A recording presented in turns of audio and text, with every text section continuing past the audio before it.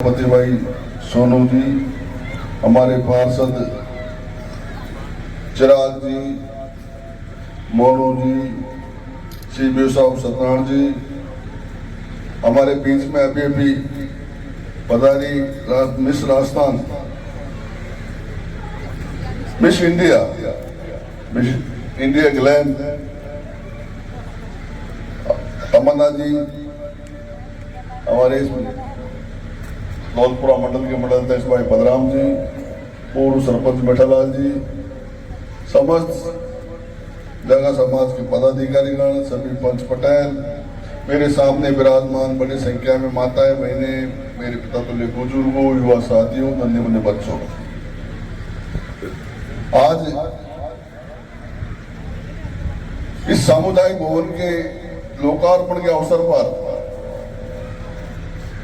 जिस तरीके से पूरा समाज आज यहाँ उपस्थित है, मेरे पास गए थे और ये हमें मंदिर बनाना है और उसके लिए 7 लाख रुपए की राशि की स्वीकृति चाहिए। वो हमने तय कर लिया, 7 लाख की स्वीकृति कर दी और बाद में सरपंच साहब 5-7 रोज बाद में थोड़ा सा काम चला के साहब तो मामला बढ़ गए, इस राशि को तो बढ़ाना पड़ेगा। मैंने उसको 13 लाख का किया और शायद मेरे को लग रहा हो 13 भी कम पड़े बताए, 15 का मामला बढ़ गया बताया। पर बहुत जोरदार मंदिर बनाया और बड़ा सारा मंदिर बनाया, सबके काम आने वाला एक स्थान जो बनाया। और यही नहीं, लालचोट विधानसभा में लगभग ऐसे 70 मंदिरों के काम चल रहे हैं। अकेली लालचोट नगर परिषद में चल रहे हैं 40 के। पिछली सरकारें, पिछले जनप्रतिनिधि इनमें कानून बताते थे भाई इसमें सरकारी पैसा नहीं लग सकता, एक भी जगह के कहीं इन्होंने कोई मंदिर का निर्माण कराने का प्रयास नहीं किया। वही कानून आज लालचोट में अकेले में 40 मंदिरों के काम चल रहे हैं और वो इसलिए चल रहे हैं कि सनातनी सरकार है, राम जी को मानने वाली सरकार है। पिछली सरकार को तो, दूसरे दल को तो राम जी के नाम से भी एलर्जी है। जैसे भी सरपंच साहब बता रहे थे, कल यहाँ आए बताए नरेगा बचा रहे, वो नरेगा नहीं बचा रहे, उनको परेशानी है बीबी जी राम जी से। नरेगा का नाम माननीय प्रधानमंत्री जी ने नाम का राम जी के नाम से कर दिया, इससे परेशानी है। जबकि इस नरेगा में पहले 100 दिन का काम मिलता था 1 साल में, उस 100 दिन को बढ़ा के 125 दिन का किया। पहले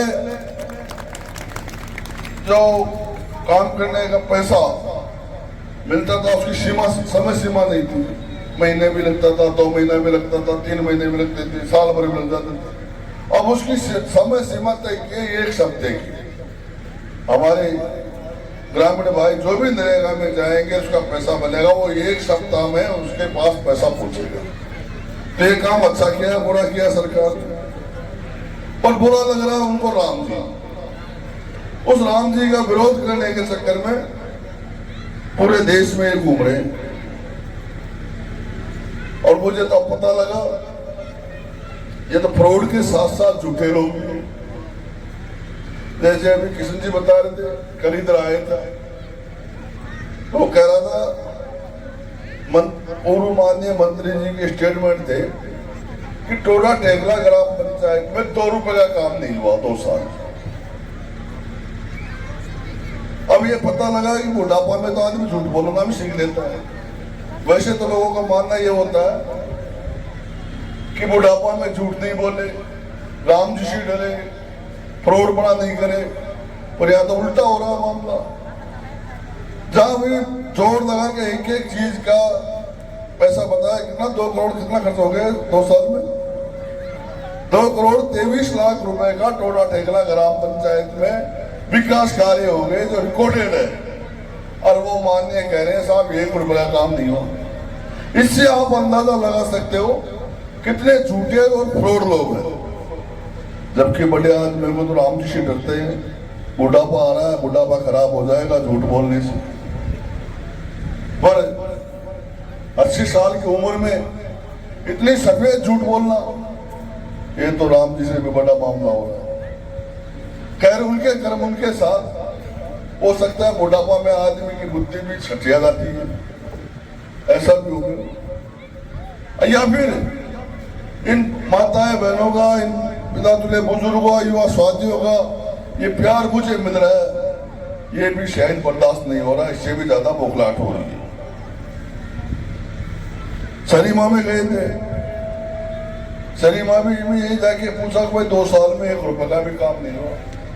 एक पटेल ने तो कह दिया, अरे 5-6 सड़क बना दी 2 साल में, ये तो 20 साल में कौन बनाई। और मैं दावे के साथ कह सकता हूँ, पूरे 5 साल में पिछले में स्टोडा टेकला में 2 करोड़ रुपए नहीं लगे होंगे, जितने इस 2 साल में 2 करोड़ रुपए खर्च हो गए।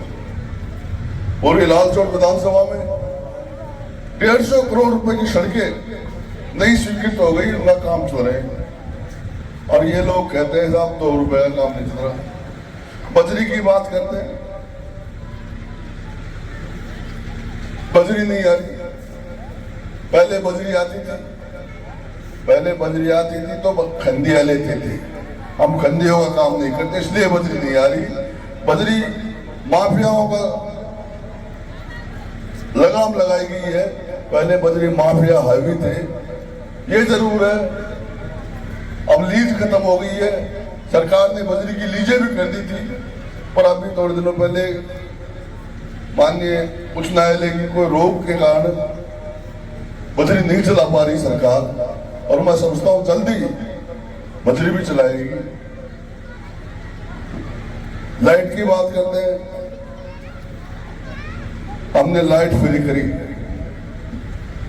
जाते हुए इलेक्शन में उन्होंने 100 यूनिट बिजली के फ्री किए थे, और जो ही माननीय बदनलाल जी की सरकार बनी, उन्होंने 100 की जगह 150 यूनिट फ्री किए। और अपने लाल चौक में तो मैं समझता हूँ सारा ही फ्री मामला है, पूरा ही फ्री है। बिजली जीरो, बिल जीरो आता सबके, कृषि के भी, घर के भी।